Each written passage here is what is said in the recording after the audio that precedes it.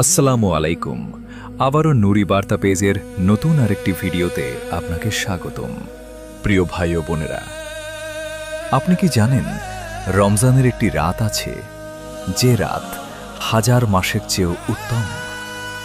এই মহান রাতের নাম শবে কদর। এমন এক রাত, যেই রাতে মহান আল্লাহ তাআলা পবিত্র কুরআন নাজিল করেছেন। এই রাতে অসংখ্য ফেরেশতা পৃথিবীতে নেমে আসে, চারদিকে ছড়িয়ে পড়ে আল্লাহর রহমত, বরকত এবং ক্ষমা। ভাবুন তো, মাত্র একটি রাতের ইবাদত হাজার মাসের ইবাদতের থেকেও বেশি সওয়াব।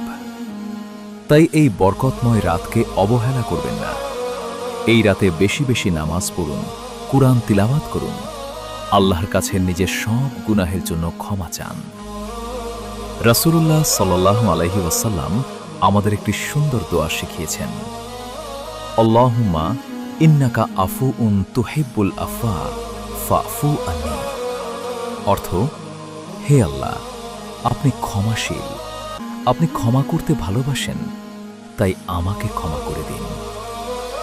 হয়তো এই শবে কদরই হতে পারে আমাদের জীবনের শেষ শবে কদর। তাই আসুন, এই রাতগুলো আমরা ইবাদতের মাধ্যমে কাটাই। আল্লাহ আমাদের সবাইকে শবে কদরের ফজিলত লাভ করার তৌফিক দান করুন। আমিন। ভিডিওটি ভালো লাগলে আপনার বন্ধুদের সাথে শেয়ার করুন।